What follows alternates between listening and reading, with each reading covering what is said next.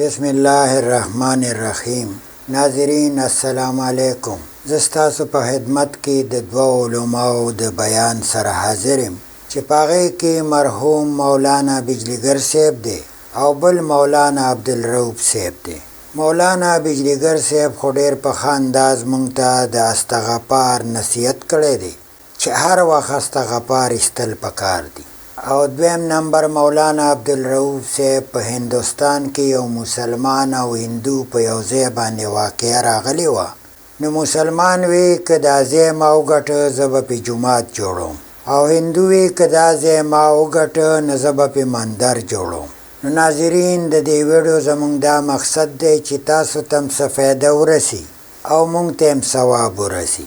ناظرین که دا چینل تاسو سبسکرایب کړی نه نو مهرباني وکړئ دا سبسکرایب هم کړئ او بیل آیکن هم ووهئ. نو راځئ چې پیله موږ د مولانا بجلیګر صاحب نه واورو او دویم نمبر به مولانا عبدالرؤف صاحب نه بیان واورو. نو ناظرین الله په خوږ ایمان خوشحاله که راځئ چې دا بیانات واورو. چې توبه چې ده په دې کې تلوار پکار د ژوند پته نه لګي اوس ته زه لا ځوان یم چې زما څه خوښه ده کوم به اخر کې به بیا توبه وباسم. که قدرت داسې مرګ تا ته راولي چې اکسیډنټ وکړي لاره موټر کې روان او یو غړپ شي غړپ سره درنه ساوتي د توبې توفیق درته نصیب نشي یا د هارټ فیل شي روانې په لاره اوړه دې ودري توبې ته چې برابرېږي بیا دې بیا ګرې ته شي. نو د دې وجه نه چونکې د ژوند او د ساوتو پته نه لګي نو توبه کې چې ده تلوار پکار ده. د دې هندستان کاندلې ښار کې یو مسلمان او د یو هندو په یو ځمکه باندې تنازع راغله. مسلمان وی چې دا زما ده او هندو وی چې دا زما ده. څنګه چې عام خلکو په منځ کې تنازعات راځي په ځمکو باندې دقه شانته په دغه ځمکه باندې د مسلمان او د هندو یو تنازع راغله. او عجیبه خبره دا ده چې د هندو بیا آخر کې د آواز ولګاوې که ما دا ځمکه وګټله نو زه به په دې باندې مندر جوړوم او مسلمان دا آواز ولګاوې که ما دا ځمکه وګټله نو زه به پې جومات جوړوم.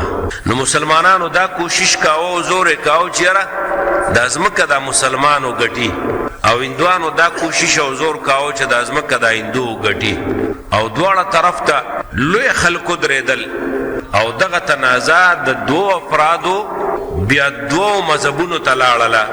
جج هم ډېر حیران دی چې یاره که مثلا زه دا فیصله کوم او د یو په حق کې وشي نو دا بل قوم به د دې خامخا خلاف کېږي وایي به یاره زموږ عبادت خانه پې جوړه نه شوه دا بله موږ نه پرېږدو او که د دې بل فریق چې کم دی نو په حق کې فیصله وشي نو هغه پې یو عبادت خانه خپله جوړه کړي نو لازمي به دا بل فریق چې کم دی نو یې ودرېږي او د هغې خلاف به اکشن علي. نو دا جج هم ډېر زیات پریشان و.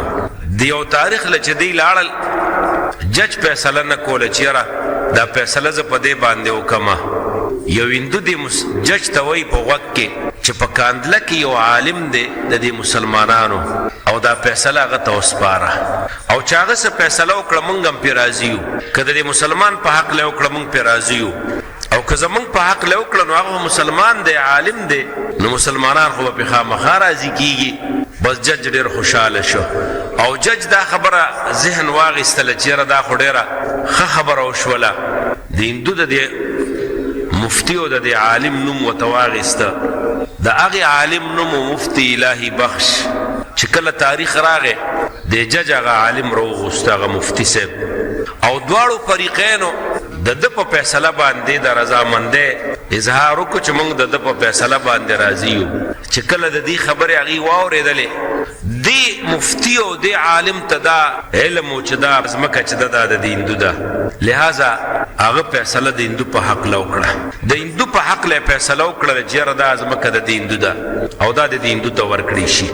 مسلمانان ټول خفه شو او سخت ناراضه شو چې دې مفتی صاحب زموږ په حق له فیصله ونه کړله او د دې هندوانو په حق له فیصله وکړله خو چونکې دې مفتی صاحب چې څه حق او څه رښتیا و نو حق یې وکړل.